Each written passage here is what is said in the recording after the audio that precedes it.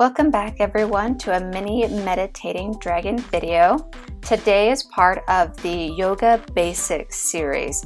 We're going to go over something very basic that will help with any sort of lower back issues, and it's how to correctly forward fold. Now for this, you'll really only need a strap, but you don't even have to use that strap. You could just use whatever you'd like or not anything at all. But I like using a strap to help pull me forward. So a quick explanation. A lot of people I found, and even I do this sometimes, I'm still learning, we forward fold in an incorrect way. So a forward fold is when you're standing or sitting and trying to reach for your toes, essentially. In any position that you're bringing your thighs closer to the chest, that can be considered a forward fold. So even like Navasana, that boat pose, that can be considered a forward fold of some sort.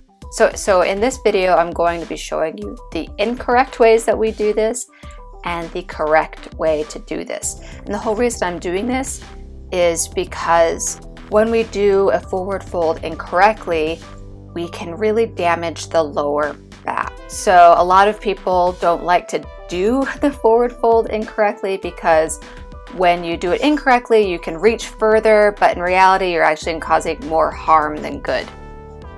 So we'll start with the incorrect. So I'm doing a seated forward fold here. And see, I'm curling my back in order to reach my toes.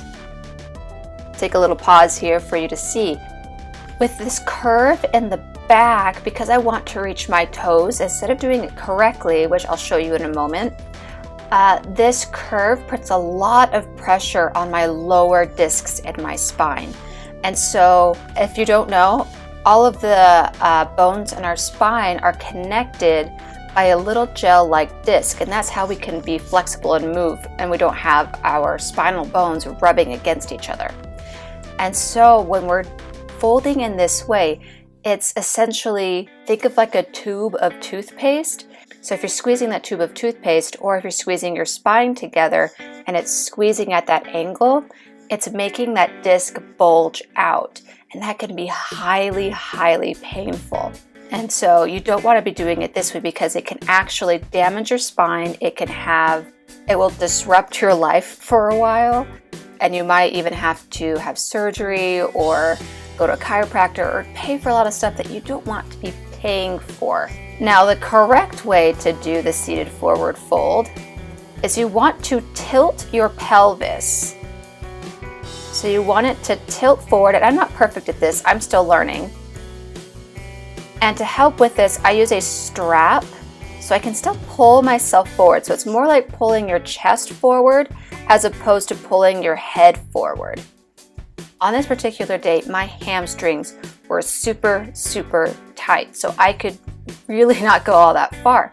But as you can see, I'm trying to keep my back straight. Like I said, I'm not perfect, but I'm trying to keep my back straight, and I stopped once I couldn't pull myself forward and keep my back straight at the same time. So I'm using the strap to pull me forward.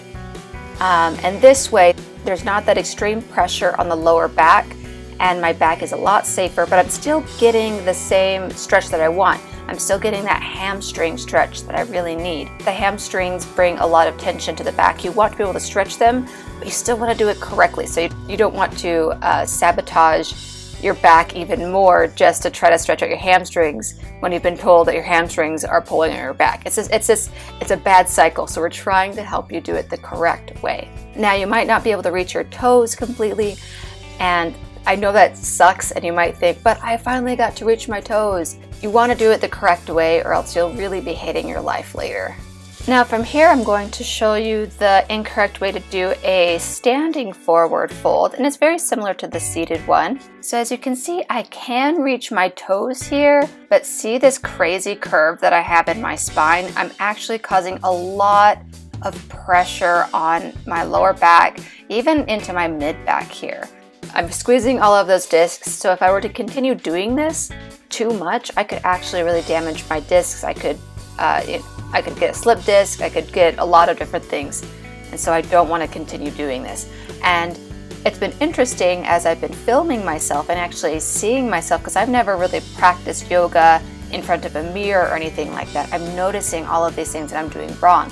So I apologize if at any point if you look at one of my old videos and you say, oh, well, you did it this way in this one. I didn't know until I started watching myself a little bit more and started realizing what I was doing. And so I'm trying to be better about that. Now that I can actually watch myself, I can actually know, oh, I need to tilt more. Oh, I can't actually do that. And it's a humbling and frankly, sometimes a little frustrating, but I know in the long run, it's going to be a lot better for me. So whenever you're doing a standing forward fold, what is better to do is to keep your back flat and to bend your knees. And from there, try to straighten out your knees from there while keeping your chest and your torso on the top of the thighs. So while you might feel like it looks a little silly, it's actually a lot safer. Like I said, I'm still not perfect at this. I'm still working on it. So as you can see, I'm trying my best to keep my back flat. It's not perfect. I need to do better about this, but I'm keeping my knees bent. And then I'm going to show you really quick something that a lot of teachers teach. A lot of teachers will teach to roll up the spine. And like, while that might feel good, it's really just squeezing a lot of stuff that you don't want to squeeze. So the more correct way is to bring your hands to your waist and keep your knees bent, and then hinge up at the waist and then stand. And then from there, when you're doing that forward fold again, try to tilt the pelvis and keep your back flat as much as you can, and then bend your knees, bringing the chest and the torso onto the knees, and from there work on straightening the legs. So I hope you enjoyed this video, and of course listen to what your doctor or chiropractor has said. Please comment down below if you'd like to see more yoga basics videos, or if you'd like any other advice, or if there's any other pose that you'd like me to incorporate into a flow. But if there's any other poses that you'd like to have me do a quick tutorial on, even if it's not incorporated in a flow, please let me know, and I will see you later. Okay, thank you. Bye.